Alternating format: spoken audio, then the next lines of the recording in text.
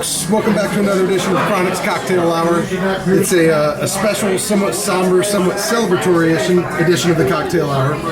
We're joined tonight by a very good friend of the podcast. Just announced his departure from the IU beat tonight. Longtime Bloomington Herald Times IU beat reporter, formerly Bowie Mike, Mr. Mike Miller. Mike, how's it going tonight?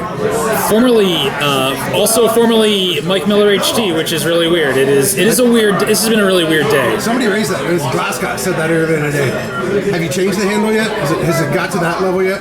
I don't know what to do. I don't know what to do. I don't know if I'm going back to the old Bowie Mike or if I'm going to do something weird like By Mike Miller. By Mike Miller. Nobody would ever plagiarize Brody.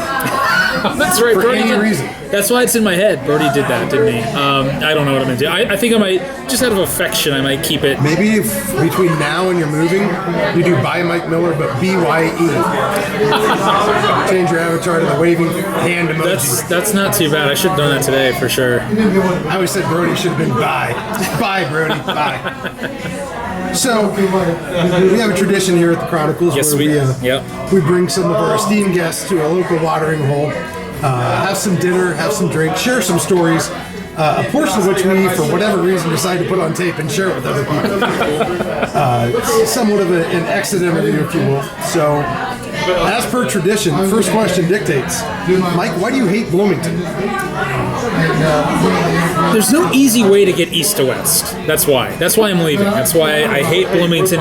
You can't get east to west in any sort of... How far do you have to be away from a major interstate to say you can't get east to west? Well, think about it this way. 70, 64, what east-west corridor do you need? So the best east-west corridor in Bloomington is 10th Street. At least it should be. Okay, it should be. We're talking on the micro, not on the macro. Yes, exactly. So within the city of Bloomington proper, I mean, it's tough to get places east to west. It's a fair point. If I want to go from east to west on a school day, I'm liable to get behind several buses. I'm liable to stop for several students crossing in crosswalks. So it's. Eventually it got me, is just the need to go east to west in Bloomington. I figured I can't do it in this town, I gotta get out of here. That was probably too real of an answer that I was prepared for.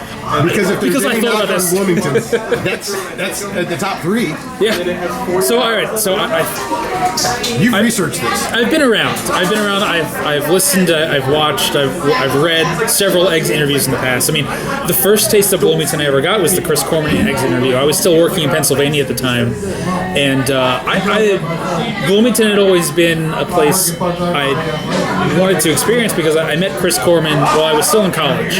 Chris had just left Bloomington to go to Baltimore, and I started interning at the Baltimore Sun right after Chris got there.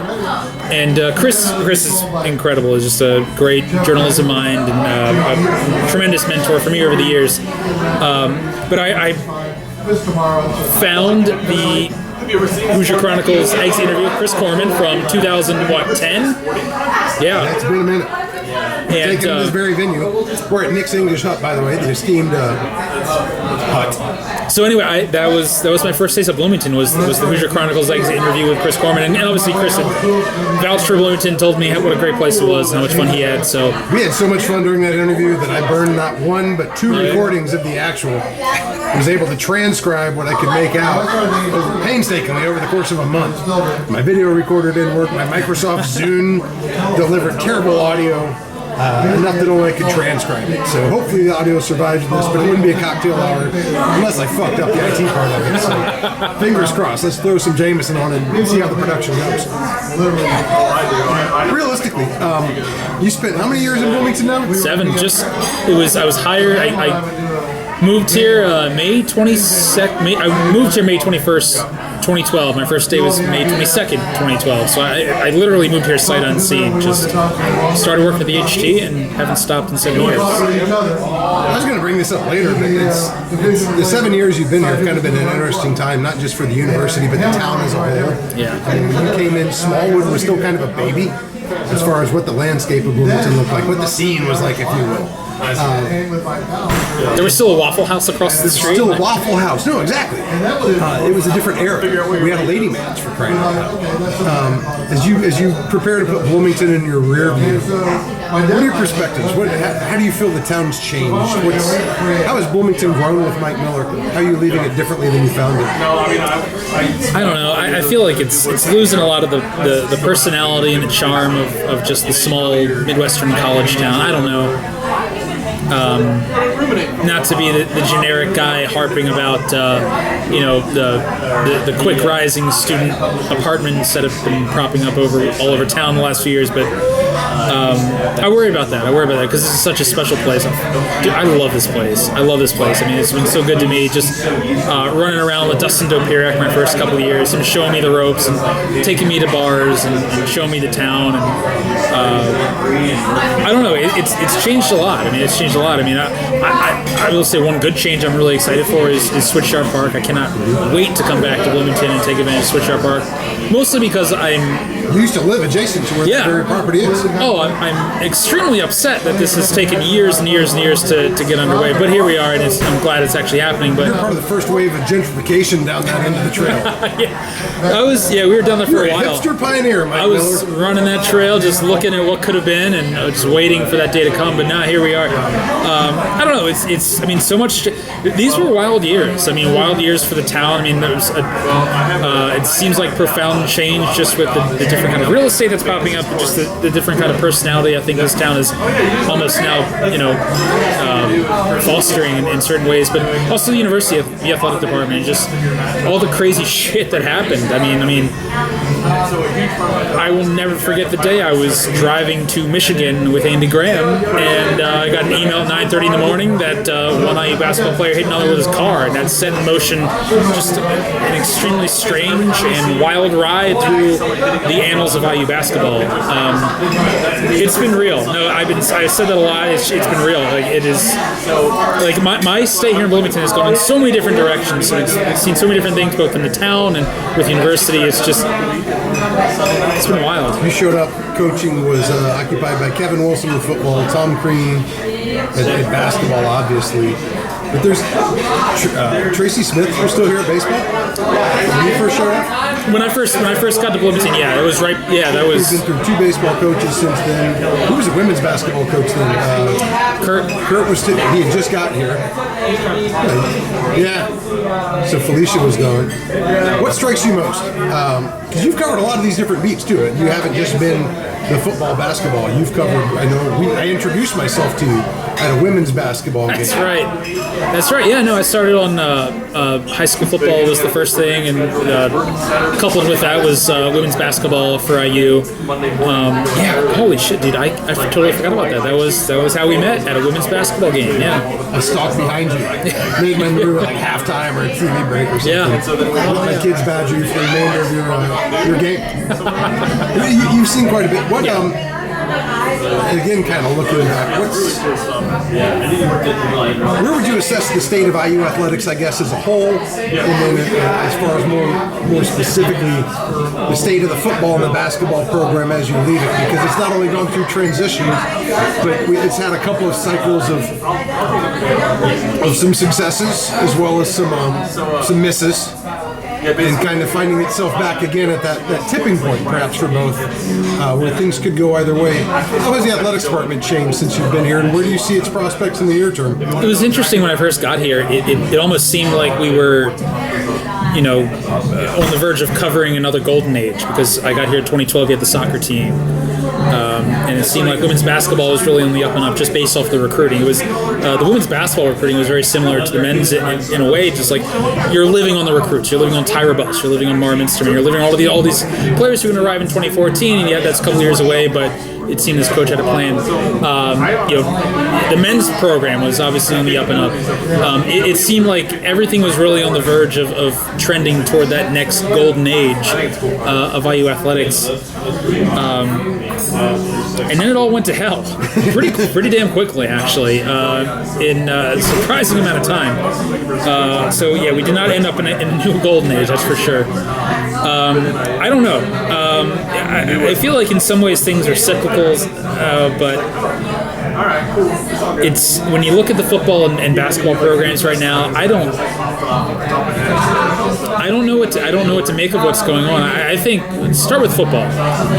I think that you look at a coach like Tom Allen, who obviously didn't have the experience in this type of role before, but the one thing I think has been true and one thing has been consistent when you talk to people is that like the reason they recruit well, the reason that staff has done so well despite a lack of success is just because there's a genuine belief that this guy has kids' best interest at heart. He's a good guy. And IU has hired many good guys in the past. I mean, I guess you can probably go back just to Bill Lynch and think of good people who have occupied that job, but it's going to take more than just being a good man. You got to be a good... IU football has not won a game because of Tom Allen yet. That's kind of the thing. That staff has not won a game yet. It's still to be determined exactly what this staff is capable of, what they're going to do. In your opinion, have they lost a game? The staff itself? Oh, yeah, absolutely. I mean, I just go back to last year. I mean, I forget which game it was, but I mean, there were two flags on the damn sideline in one game. I go back and one thing that gives me pause about IU football in its current state is just the fact that there were a few games this year that were just not competitive. I mean, Michigan State, that was not a very good Michigan State team, and yet you saw IU completely lay an egg. Iowa's good, but Iowa's Iowa. Iowa, they take some bullets. I mean, they're not, impervious to damage. And Iowa just rolled over them.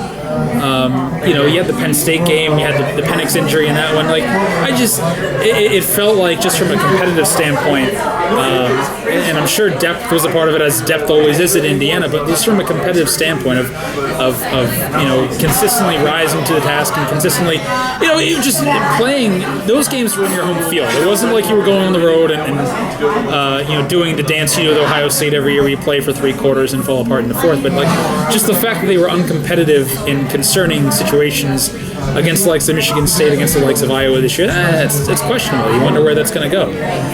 Because, I mean, for a while it seems like with Indiana, if you get a team in Memorial Stadium, that offense is firing or things are going right, they'll have a chance. But that offense was just we just couldn't cash in so many different ways. So we'll see. But I do think that one thing that's interesting with that staff is just the connections they made with kids. Because again,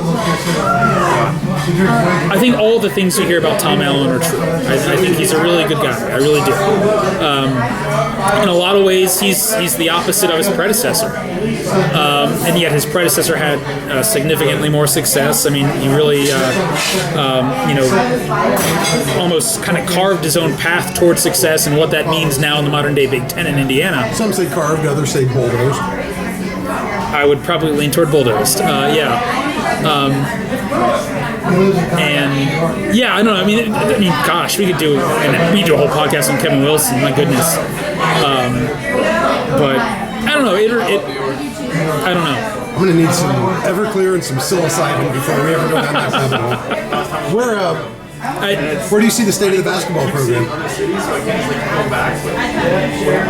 I almost want to say that I like the position of football better than I do basketball, and I want to say that, but I can't because I feel like this is not going to. I feel like this is going to be another IU football season that many folks are used to. I feel like this is probably a 5-7 team, but you look to next season and in typical IU fashion, IU football fashion, you look a year ahead and you say, well, that team could go 8-4, and I really think they could.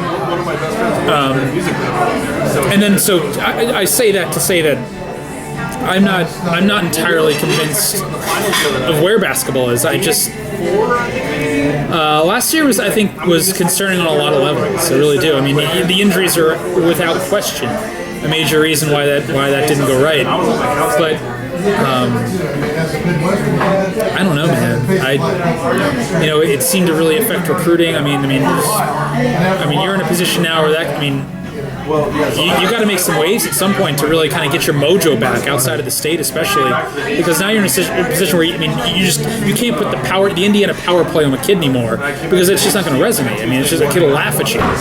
Just say, hey, we need you. You got to recruit. You got to commit. Or else we're going to look elsewhere. Like kids, fine, look elsewhere. Like it's just.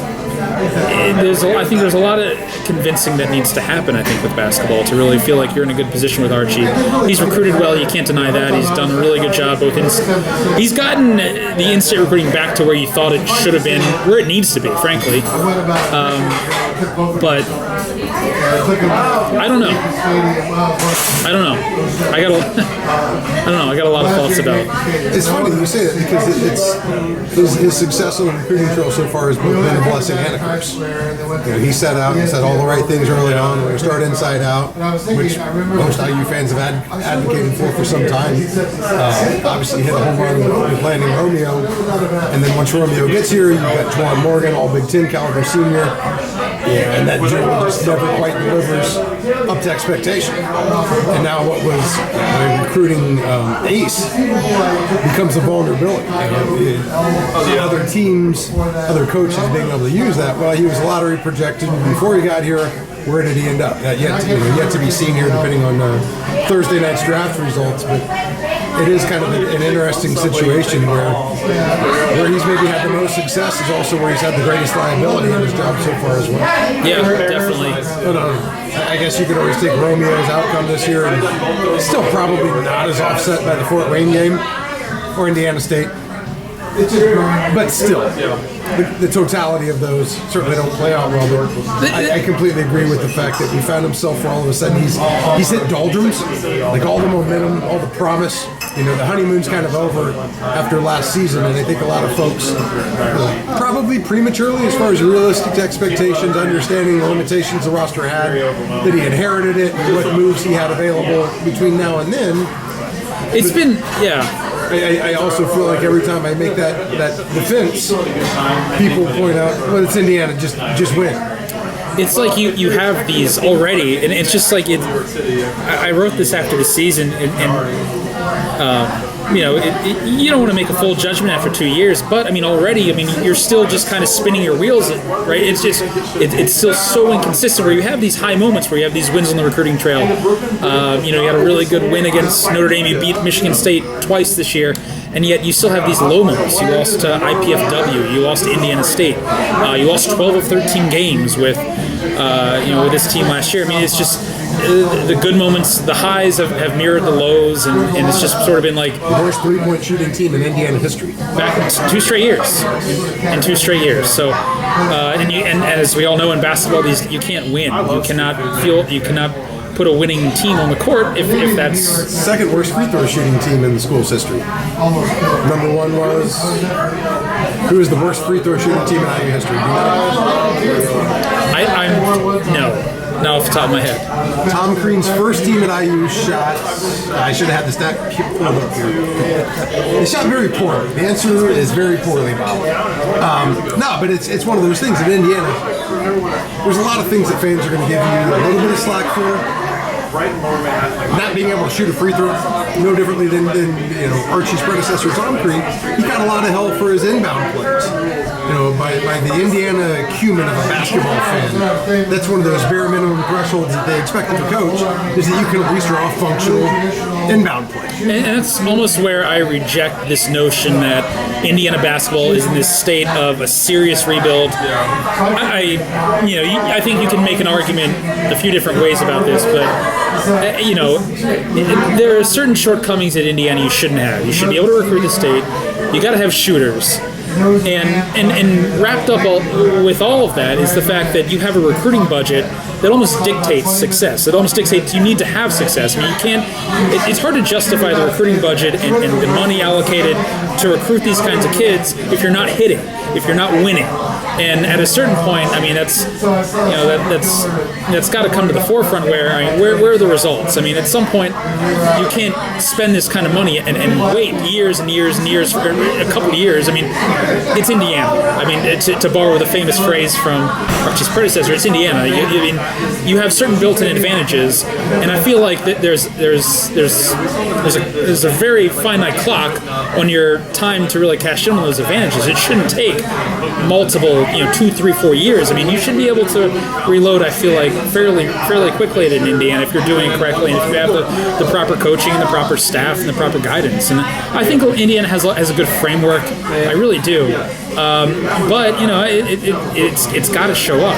It's got to show up. I mean, all the money they spend on recruiting, all the money they put toward that program, the travel, I mean, everything that goes the into national matchup with Indiana consistently getting. At some point, you have to get a return on your investment. With the Dukes, the North Carolinas, all made for TV events, only to get mopped up. Yes, the eyeballs are there, and will probably continue to be there, even the product's not on par. But at some point, the networks have to justify it as well. Kind of taking a pause and backing up for a second. We got into IU a little earlier. What's Mike's future plans look like? What's in store for you, man? You tweeted out earlier today that you're making the move to Missouri. Something about a lady, something about St. Louis. Yeah. What's going on there?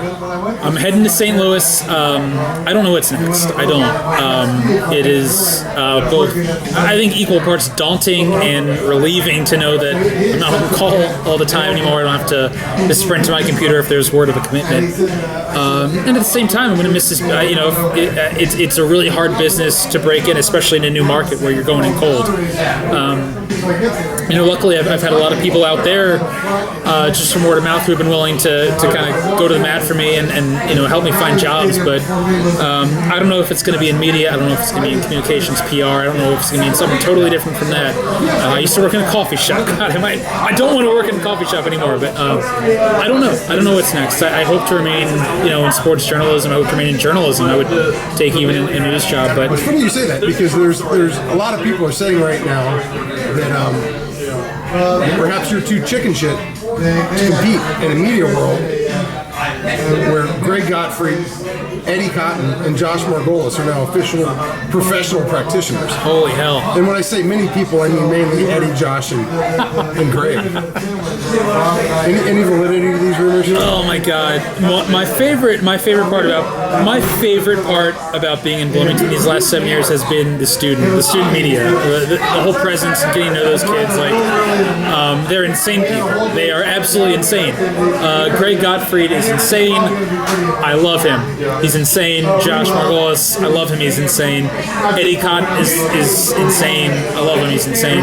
It is daunting knowing that I'm calling up kids who have just these completely off the wall ideas, and I'm a little daunted. I am to think that I am going up against these. You are still willing to get back into media for all those who are watching the Navy Iron, right? So we were laughing absolutely. This is when I should flash my contact info. This is when you should both do that as well as throw down the gauntlet and challenge Eddie Cotton to a fight in my basement. Oh God! Oh, after seeing some of his hooks, man. I mean, he's just wailing on him. But I don't know if I can withstand some of the punches that he was throwing. I think I like the cut of your jib a little better than Teddy's, though. You come from Baltimore, I know you can scrap. I don't know that Teddy had the bona fides going into that fight. No, I say that jokingly. You have had, like a lot of your predecessors, the IU beat's kind of an estuary where professional journalists and the student media, they kind of intersect and share the same rooms. You've been gracious to really kind of mentor and guide, as well as just be a friend to a lot of these kids. And let's be honest, there's a lot of special kids been on that beat, as you mentioned. Each their own kind of insane. Each also kind of figuring their way both out in this field, but as well as in life, being student media. What stands out to you the most as far as where you entered the profession and where you see it going now? Because as you get to see exactly what these kids you're now competing against, that's one element of it is you're a mentor, but you're also recognizing there's probably going to be some of these kids who have been on the student beat applying for your job right now, and maybe even the next job you're applying for. It's tough because when I was in school, I worked for a website. I covered the Orioles for 4 years. I covered their minor league system for 4 years. And my senior year, my journalism advisor at school said, "Hey, why don't you go for an internship at the Baltimore Sun?" I never thought I was good enough to work at the Baltimore Sun. It was the paper I ran to the end of the driveway every morning to pick up and read. It was my North Star. It was everything I ever wanted to be. I never knew I was good enough. So it was hard to get that in my head that I was good enough to apply and go through. And I got the internship. I got it and I ran with it. I met Corman there. I met Chris Corman. I feel like I did some good work, and those guys vouched for me. And so when I got here, I really wanted, I just wanted to help kids feel like they belonged and feel like they could do this. And because that's really what you need, is just that first nudge and that first sense of confidence from someone who's a pro or someone who's in the field to feel like you belong. Like, it goes a long way. But it's to kind of bring that back. This past year I was asked to do a couple sit-downs with some students, and I feel really bad about it. I was hemming and hawing. I wasn't sure I could do it, just because of the state of the field, the state of my own paper being in flux with management changes, ownership changes, all these different changes. It was really hard for me to talk to kids and be like, hey, if you want to one of the things that really bothered me when I was a student was people warning us not to get in this field because it was difficult. It was not a feasible long-term career, and that really bugged me because it's all I ever wanted to do, and I never wanted to be that guy to kids. But in this last year, I've thought a lot about my current situation in Bloomington and how much it's changed over the years, how much it's changed me. And it was hard for me to tell kids that you could do it, that you should do it, really, that you should do it. Because it just, in one form or another, it breaks your heart, whether it's the stories you write, the stuff you cover, and more often than not, it's the business itself. It just kind of breaks you and breaks your heart, and just it's hard. But that's what the business has become. It's become an industry of young kids who, frankly, will take lesser pay and do jobs that their asses off. Exactly. Basically, be exploited. It's tough. It's a tough situation it's all in, and it's been especially hard on me because, as you said, as long as I've been here, I've wanted to help the students because I always appreciate people who help me. But it's been harder and harder to feel in good conscience that I'm steering them in a good path. Because again, there's so many unknowns nowadays. Like, for a long time, the HT felt recession-proof. It felt layoff-proof. It was family-owned in a college town. It felt like the paper of record for the state's flagship school. And we go through ownership changes. We go through a very turbulent time with some different editorial changes. It was hard to keep a steady hand on the wheel for everyone at the HT, and it was harder still for me to tell kids that that steady hand still exists. And I think that's been one of the toughest parts of the past year. Has just been being able to keep my chin up and help others just kind of see that there's still a path in this field. That's one of the saddest things. It's just kind of seeing the way in my short time, in my 12 years in journalism, is just kind of seeing how much has changed and changed for the worst. Is the HT still here in 7 years? I feel like in some form. It's hard for me to say right now because there was a new editor that started Monday, a day before my final day there. And it remains to be seen how it works out. It remains to be seen how their parent company funds the newsroom, invests in the newsroom, believes in this market, believes that this paper means something, which it totally does. It's so hard to say. It's the Herald Times I fell in love with, the Herald Times I came here to work for, it doesn't feel like that necessarily exists anymore. And I feel like that's the same way a lot of papers have kind of trended in a lot of different markets. But it's a different situation, and it's so hard to project.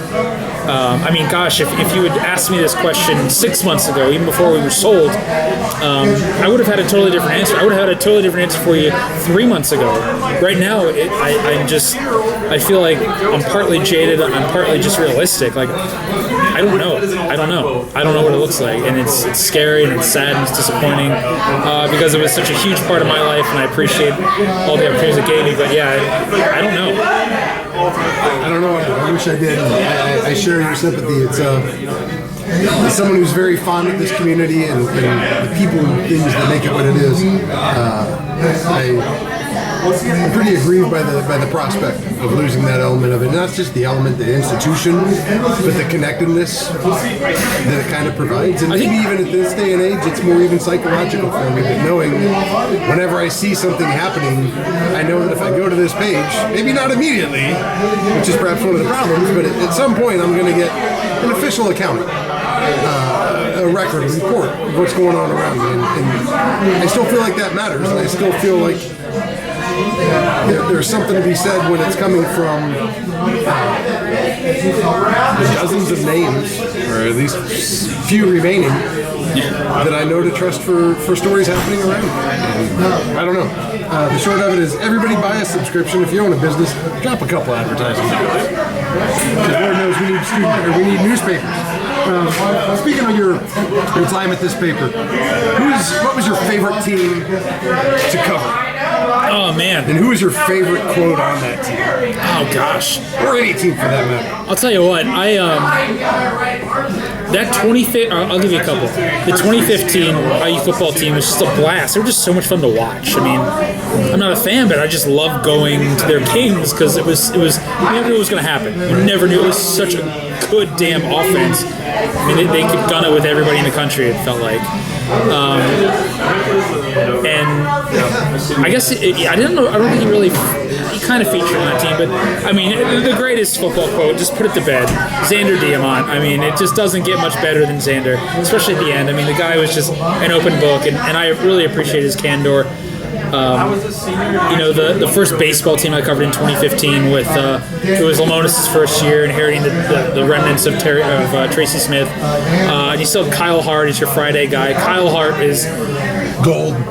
Pure gold. What a great guy, great quote, and I think he's a great professional. I think he's going to have a long career in pro baseball. I think he's going to play in the big leagues at some point. The thing about Hart too, he's going to be one of those guys like Jared Jeffries, where he could be at the apex of his career, and he's like, you know what, fuck it. I'm going to go start a hunting show. Oh, gosh. I'm going to go open a Skyline franchise. It would kill it. And this is what I'm going to do now, just because I'm Kyle Hart, and that's what I do.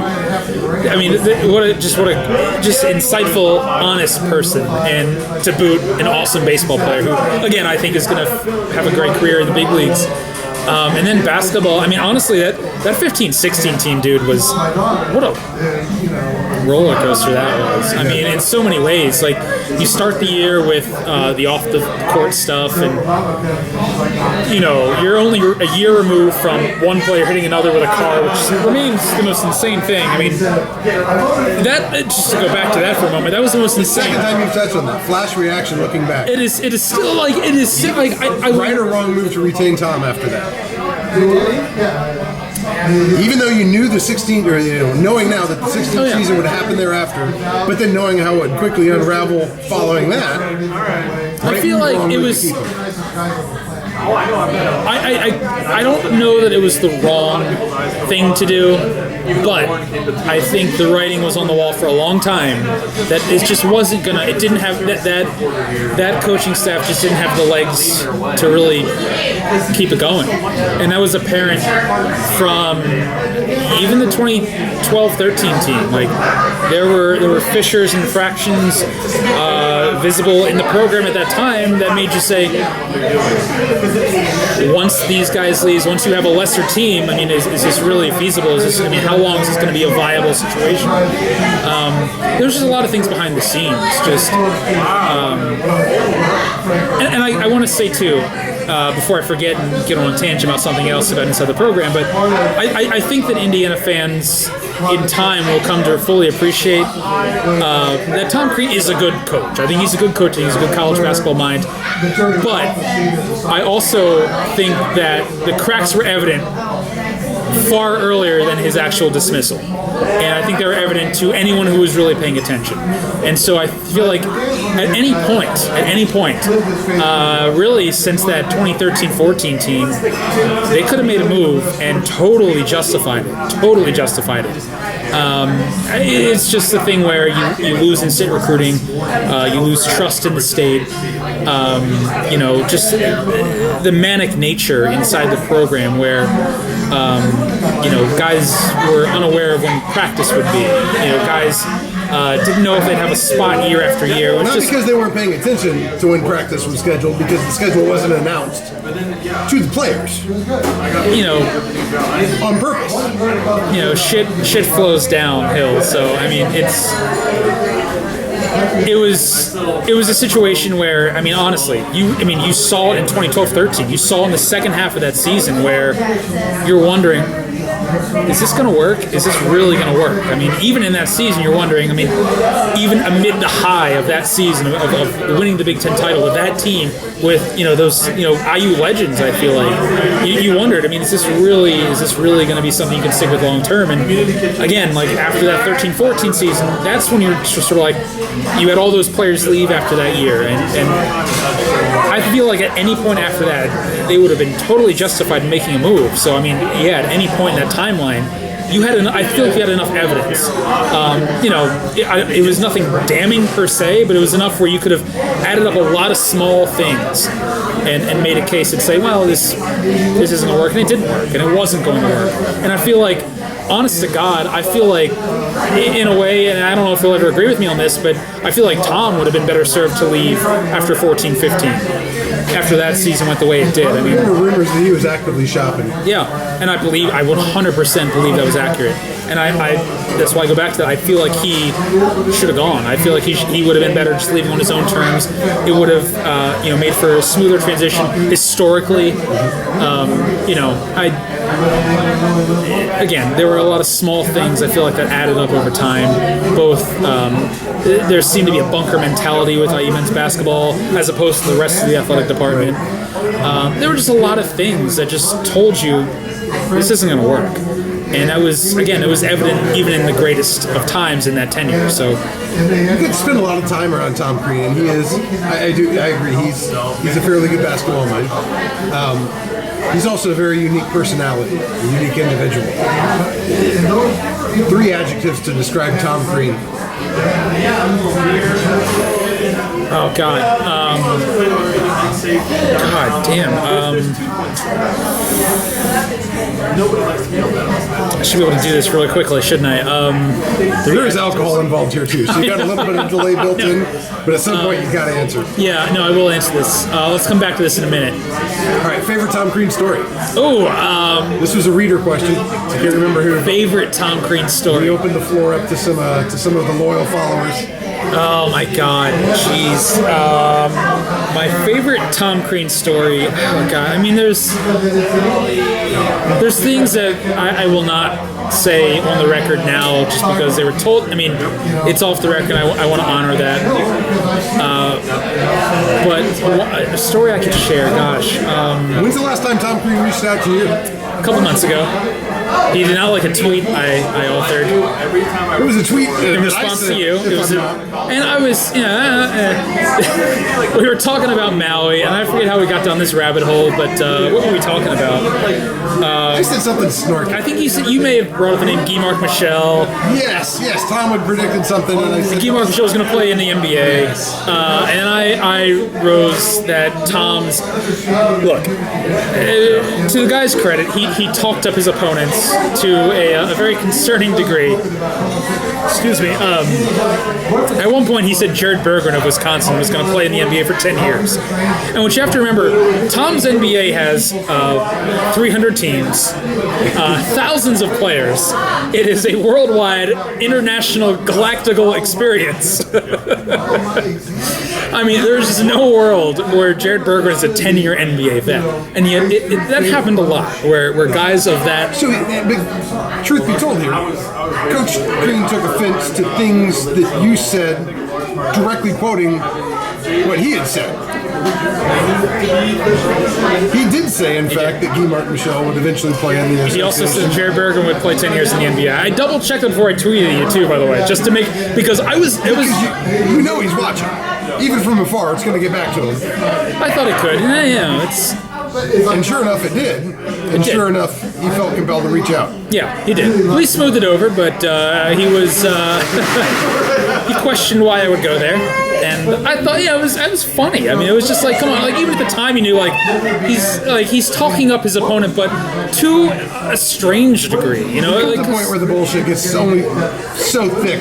Because I feel you like have to acknowledge the fact that you're swimming in bullshit. I tell young kids this all the time. You're fed so much bullshit in this job, especially in sports. This arena where sometimes you want to minimize it and minimize the impact. Like you're fed so much bullshit, so many cliches. Like, at some point, you got to trust your own eyes. You got to trust your own eyes. You got to trust your own instinct. We go to all the games. We see what we see.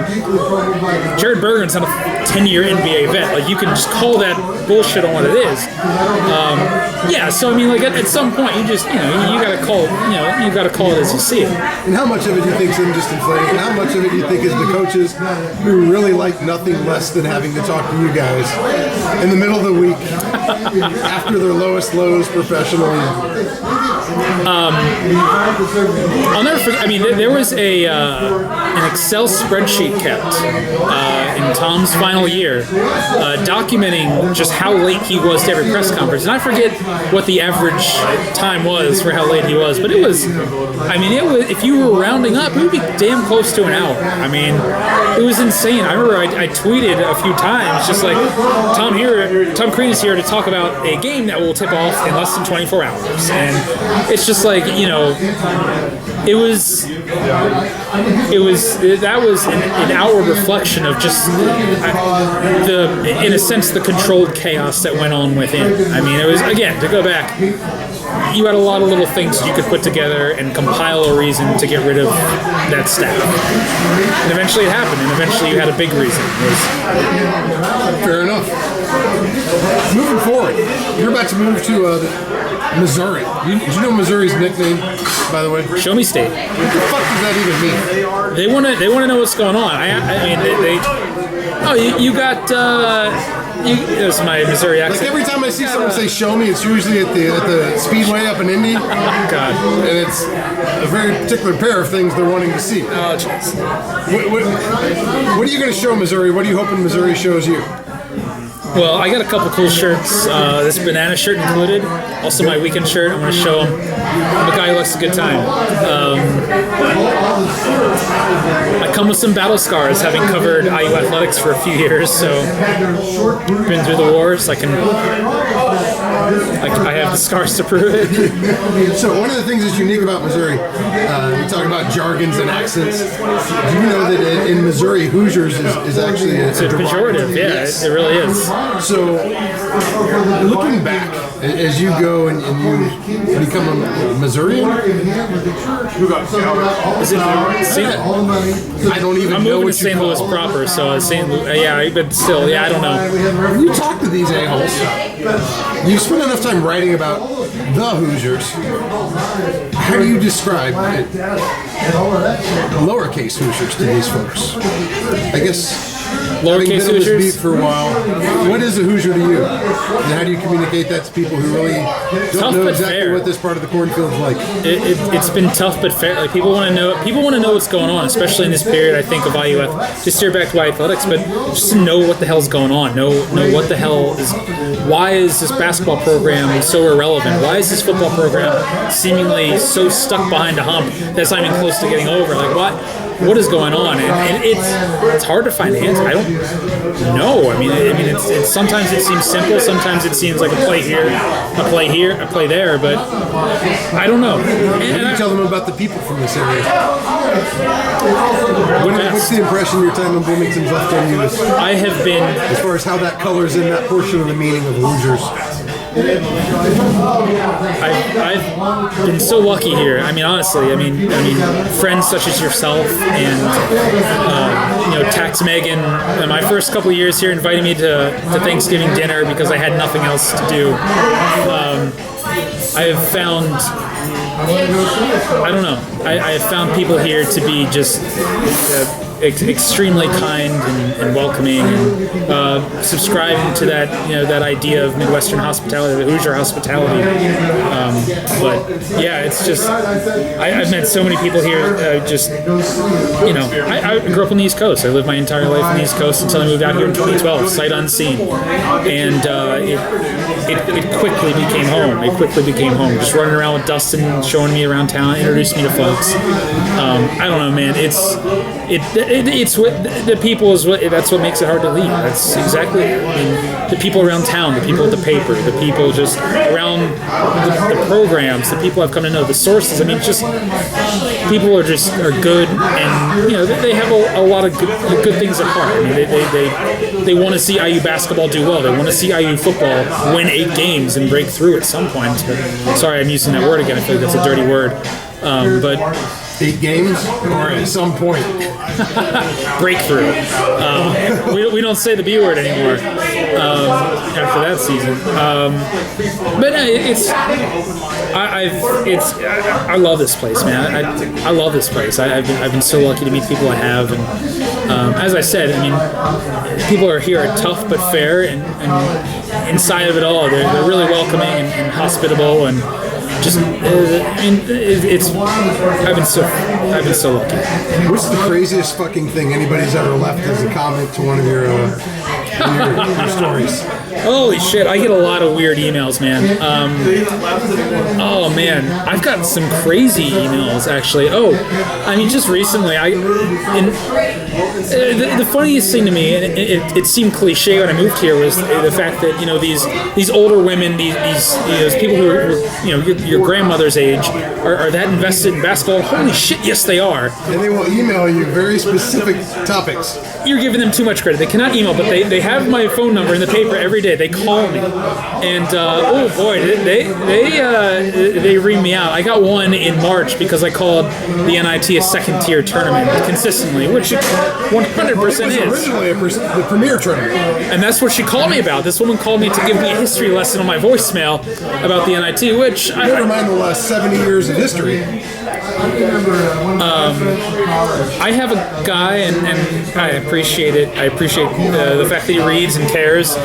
Emails me every day about everything. And I'll tell you what, I get more emails about IU baseball than basketball and football. I mean, I really do. And it's been crazy just to watch that in my time here, just become that like such a big thing in the community, is where people email back at all? Sometimes, I mean, I get a lot of emails, and I'm not good enough about like just sitting down and, I don't want to say entertaining some of these ideas, but I mean, to see it, I feel like people get a new appreciation for the business if you saw some of the emails we got, because there's some interesting stuff going on out there.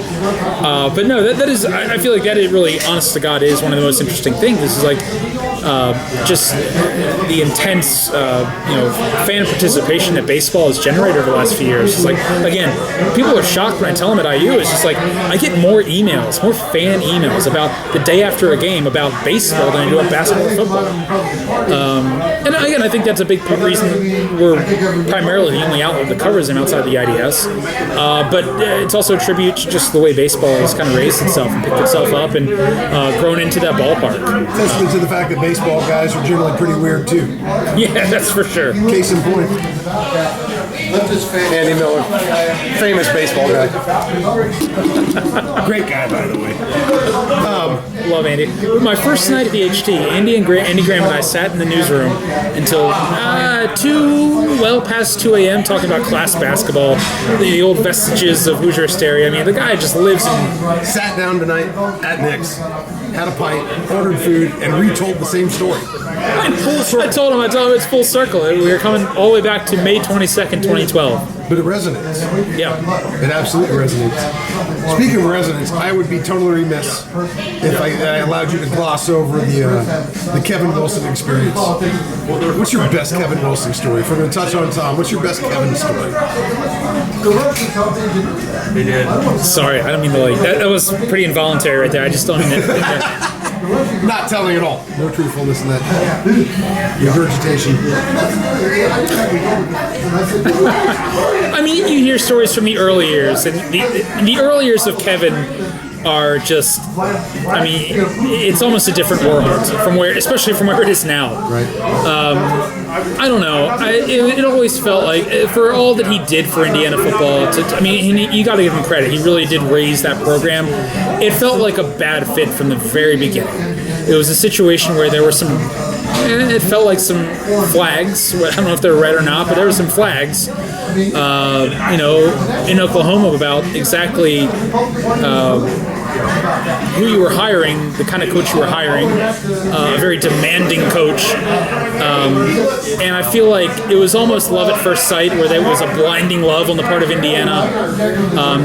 And again, that's not to diminish the good things that he did, because there were some really good things that happened from that era, no doubt about it. But I don't know, I couldn't think of a worse fit for this school than Kevin Wilson, to be honest with you. I mean, I know there's definitely some of his players that swear by him, but and certainly just looking at the administration he worked for, I couldn't imagine a worse fit, just personality-wise. I mean, it was just, I felt like it was such a clash of personalities in the department between the football staff and those running the place for the glory of old IU. It just, I don't know. Looking back on it now, hindsight being what it is, it just didn't seem to be a good fit. But my favorite Kevin story, gosh, I'll be honest. I mean, he was entertaining, and he had some stories that are published and on the record. Driving the bus when he was in high school is hilarious shit. But just some of the stories of him being very abrasive behind the scenes and after hours, and calling players and demanding certain things of those players, while maybe enjoying a Bud Light or two.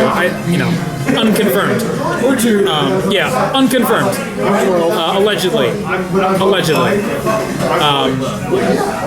don't know, man. I couldn't think of a worse fit for Indiana in this current administration, and again, for as much as they are for the glory of old IU, that guy just didn't fit here. He just didn't fit here, just culturally. Just the culture he felt. I mean, just from the media perspective, I mean, he was terrible. I mean, he just didn't get it. He thought he was still in, he thought he was still in Oklahoma, whereas he's in a place where you have an NFL team right to, an hour away. Traditionally, it's a very small, granted, dedicated fan base in high football, but just like, he didn't know how to grow it. And I don't know. I didn't enjoy working with him. That's for sure. I was a side. Fair enough. I don't think you're the first person that shared that sentiment on this show. This may be the realest one I've ever had. I appreciate it. Is it? Yeah. Oh, I was worried. I want to. Here's the thing. All you guys, and this is the thing about this beat, this particular act. As you turn over the keyboard, if you will, to the next one. You guys spend your time here telling these stories, but also seeing how the sausage gets made, and obviously everybody at different times and with different staff members, the environments are different. But you all, I feel like, have an obligation to the truth that I think you're both cognizant of and you adhere to pretty well. But part of it too is I think those the contours, the edges around there, where this is kind of what it is, and it's I don't think it's necessarily controversial to say Manic and Tom Crean in the same sentence. No different than I don't think it's controversial to say Kevin Wilson and asshole in the same sentence. It's just how you choose to phrase such thoughts.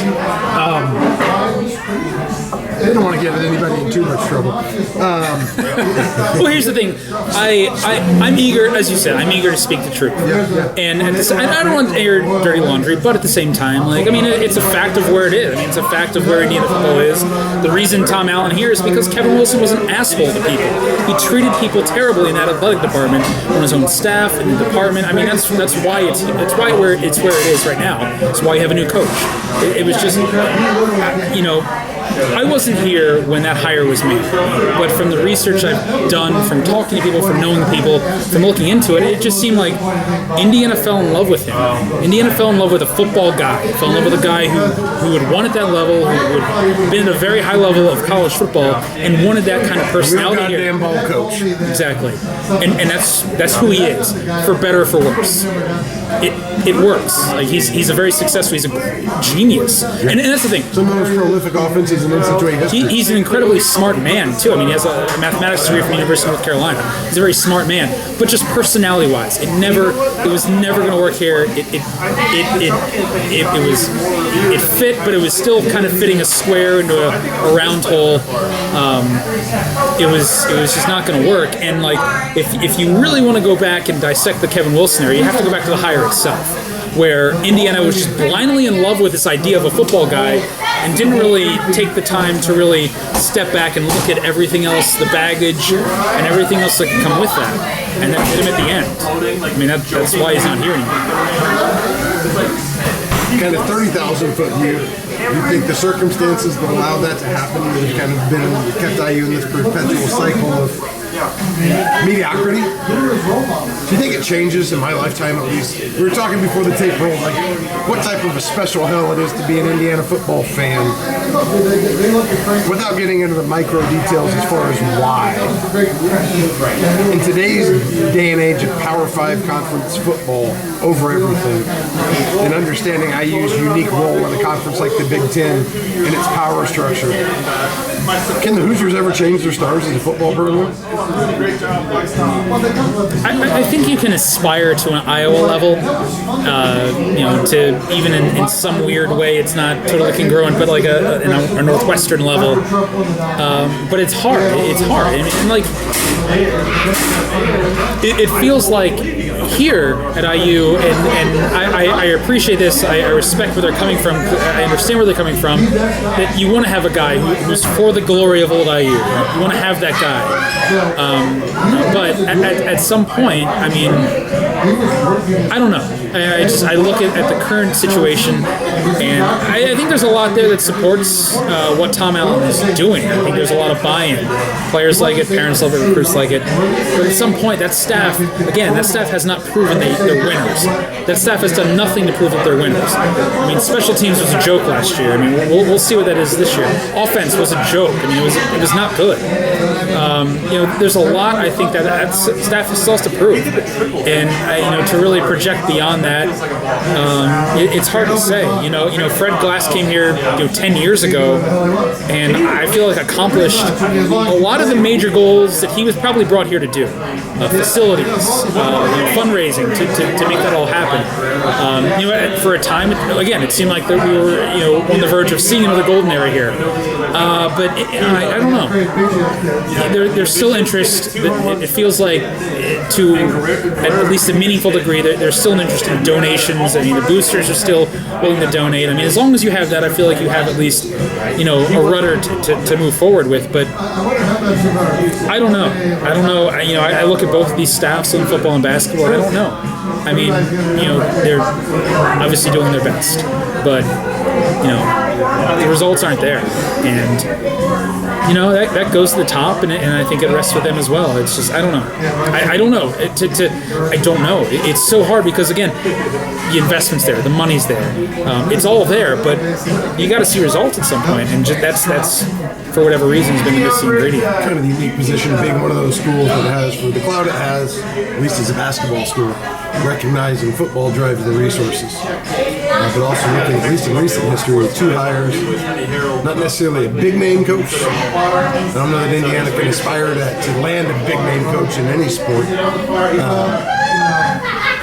But also maybe not well positioned to hire the plucky up-and-comer anymore either. Kind of stars were cursed on both sides. So switching gears and winding this down just a bit, because I know we got some guys over here that want to do some drinking and not listen to me ask you stupid football questions. What advice do you give to your ultimate replacement at the Herald Times? Just keep it going. It's a bit ambiguous, but I came here, again, sight unseen. I knew that my mentor, Chris Corman, worked here and did a kick-ass job. I worked here for 2 years watching Dustin Duperic do his thing. Dustin's incredible, just awesome guy. With that came a great responsibility to kind of uphold what those guys had done, and especially because those guys had meant so much to me in my career. At the Herald Times, it goes back to Hamill. It goes back to having content all the time, and that it's a blessing and a curse. Like, I don't know that many other traditional media outlets produce. No other traditional media outlets produce the kind of content, the amount of content that we do at the Herald Times. But like, at some point you have to maybe step back and wonder if that's really the best move forward. You look at different models that are coming out with The Athletic, and even other metropolitan papers aren't like prioritizing quantity as they are so much quality now, more and more. So I don't know. It's tough. You know, I in a sense, I feel like a lot of people in this community, the traditional readers who subscribe to the print edition, expect that daily coverage, especially, you know, August through April of football, basketball, you know, the other sports. I mean, it's hard. You know, it's keep it going. Just kind of remember who came before you. That when there were days when I just didn't feel like doing shit and I was tired and I was sick of thinking about IU football or IU basketball, I thought about Dustin. I thought about, you know, the guys who came before me and just, they grinded. I mean, these guys were grinders and did so much work and kept so many people in this community fulfilled and satisfied with the product they were paying for. You know, it's always about kind of just looking for the next story and looking for that new angle. I don't know. It's just my biggest advice: just keep it going. I mean, there's just such a great tradition at the Herald Times of trying to do good work. You know, focusing on that. Just focusing on that IU beat. That I really hope it stays the same, because, you know, we're also under new ownership. I hope they understand the value of IU sports in this community, because it really matters. It really matters to a lot of people, and I hope to see it keep going. I hope to see it keep going forward. So sadly, I've seen a lot of turnover at this desk, yours in particular. I guess the real question, is there anybody on this goddamn beat who's going to outlive George Montgomery? Because there's been a lot of attrition. He outlived you on the beat. Who's going to survive him? So think about this. So he fell. I think he fell in a food court of some sort, which Hutch told the story just perfectly. R.I.P. Hutch told this story about how George injured himself, and George came to every single game still. Like, George cannot be defeated by physical ailments, so that rules death out. I mean, communicable diseases, you know, he's impervious to those. Anyway, George is something else, a real something else on this beat. If you had to put money on one person to outlive him, who's it going to be? As the IU beat's currently comprised, who's the last man standing? Oh, God. I mean, Dustin, because he's in such good shape. He's in insanely good shape. Dustin is, like, it's insane, like, how much that dude runs, and, like, I like beer. And he's not, like, super health conscientious either. He's more of a cheeseburger, chicken nugget kind of guy. Oh, when we used to go to Yogi's, he was waffle fries, just, and all the buffalo, and all the beer, like, yeah, like. But he's probably in better shape. So Dustin, now that he's back, Dustin, which will be great when Dustin gives the eulogy for George. Actually, he'll kill me for saying that. The eulogy for George? For George. For George. Fair enough. Well, listen, my friend, I think we've gone on about an hour. I just wanted to say before we cut it off, it's been a real joy, not just to get to know you, but also to learn about you through your writings, to read the stories that you tell, to trust you to keep me connected to the school that I love, the teams that I care about, and be a part of a paper that kept me more apprised of the community I lived in and all the things that mattered to me. I appreciate that more than any tweet I could ever send or eulogy I could ever give on this podcast, but I do appreciate that greatly, and I, like yourself, I hope there's going to be somebody to take that torch and carry it down the road even further, because Lord knows that's kind of how I picked up the love of IU as well, was both going to the games but staying connected through reading the stories every morning with my dad while he had his coffee and I had my breakfast. Yeah. And I very much believe in that engagement, both with your community as well as with your families, is being consumers of the news. So let's hope that it carries on. Let's hope that Missouri proves to be a little less volatile as far as your subject or your subject line of work, or the personalities that you happen to carry. I do, however, like everybody else who's left the job, I look forward to the day that we actually get to enjoy a proper tailgate not one of the tailgate podcasts where you may indulge me in a single beer, but then have to go resume your You know, I've missed the past few tailgate podcasts for Hoosier Hysteria, so I mean, covered football those weekends, so I might come back this year. You think you know a lot about Indiana and Indiana football and athletics as a whole. You have no fucking clue what Indiana football is all about until you spend a Saturday completely faced in the fields. So I'm anxious to educate you about this thing you think you know so much about, Mr. Fake News. I'll tell you what, climate controlled press box. I told my girlfriend we are coming back for a football weekend because for 7 years I walked past those tailgates all the time, and obviously I was partaking in some of them, but to actually come back and do it proper, I'm looking forward to it. I can't wait to have you. I can't wait to see you back in Bloomington. And, thanks, bud. And more than anything, I can't wait to see what the next chapter in life has in store. As we discussed beforehand, nobody who's ever sat in this chair has ever been permanently unemployable, so we hope to keep that streak going. As the folks down the bar from us from St. Nick's, woo! Mike Miller! Wish you the best, buddy. Can't wait to see what's in store and can't wait to see you again here. As always, from the Hoosier Chronicles, I'm your host, Chronic Hoosier. We'll catch you guys later.